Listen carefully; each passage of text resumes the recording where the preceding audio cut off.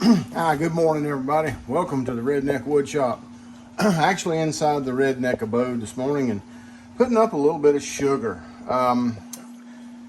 We like to store dried goods in 2-liter Coke bottles. I think I may have posted a video about this before. I'm not sure, but anyway, one of the questions you get asked about and the problems you have, well, some people don't like plastic. Well, I can't help you with that. I personally don't have a problem with it.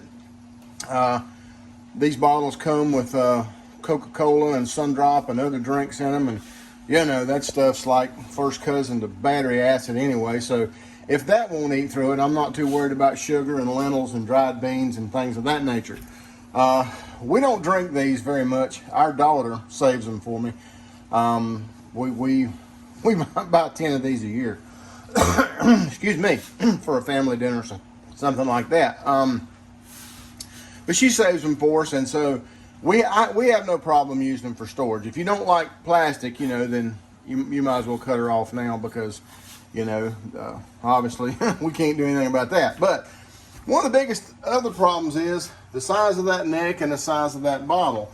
And people are like, man, what a pain. How do you get stuff in that? Well, that's really what I want to show you. You know, I used to use a funnel. I've used rolled up paper towel. I've tried everything. And it was a pain, doable, but a pain. But I've come up with another way. And I'm sure some of y'all have already figured it out. But this is the Redneck Wood Shop 2000 model bottle filler upper. Okay, so this is a bottle that already had sugar in it. We used it and just hung on to it, because you know you can reuse them.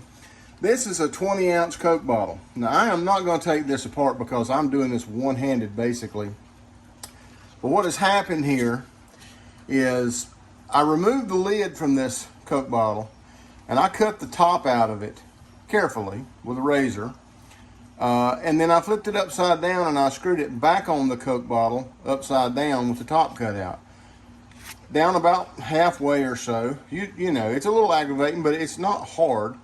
Then what you do is you come over here to the bottle you're wanting to fill, and forgive me, I'm again one-handed. You screw that thing down on that bottle. Now look what you got. The handy dandy Redneck Wood Shop 2000 bottle filler upper. And I'm going to try this one-handed, and you may just be able to see a disaster. I'm using a small bag of sugar just so I can demonstrate this hopefully for you.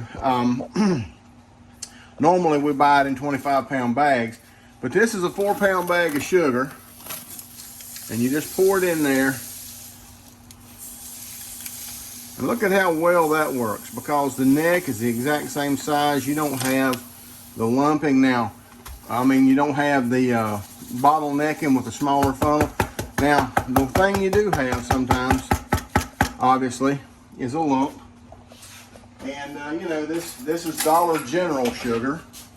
Take us a clean spoon and knock it down in there. Every now and again, take and shake it down. I try to kind of, you know, thump on these bags and stuff a little bit to get the lumps out, but it doesn't always work. Squeeze them and everything and hit on them. But you know, if it sits on a store shelf for very long, it's going to have lumps in it. There's really no way around that.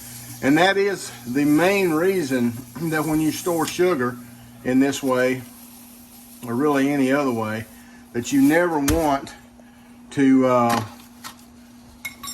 put an oxygen absorber in there, because it'll turn it into a brick. Flour's the same way. Now, I do not store flour this way.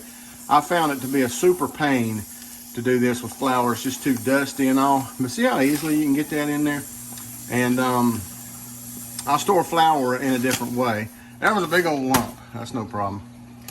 We can break it right up. Get it in there. This jar bag actually has more lumps than I usually get, and that probably is a testament to how long this has been in the bag. But anyway, the rule of thumb that I have come across, generally speaking, and see how quick that went? There you go. But a good rule of thumb that I've come across in doing this is that you can get 4 pounds of just about anything in a 2-liter bottle. Now, I will wipe that nice and clean, and I'll crank this down good and tight, and it'll last forever. Now I have dipped these in wax, hot wax.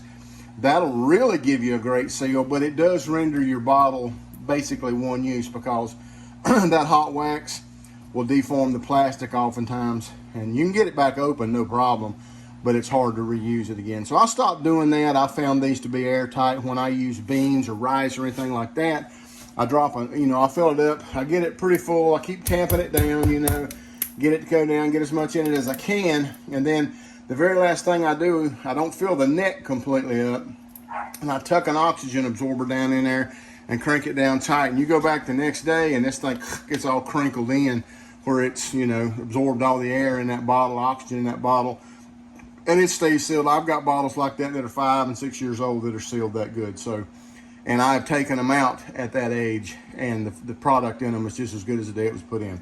So anyway, that's just a quick tip. If you're, into prepping, that's a quick way. Write the contents and see that's when that bottle was stored. I'll obviously change the date. Today's 2024, October of 2024, so I'll change the date. But yeah, that's a quick, cheap, easy way to store dry goods. Works great, reusable, and if you don't have an aversion to plastic, it's hard to beat. All right, y'all have a great day. Bye.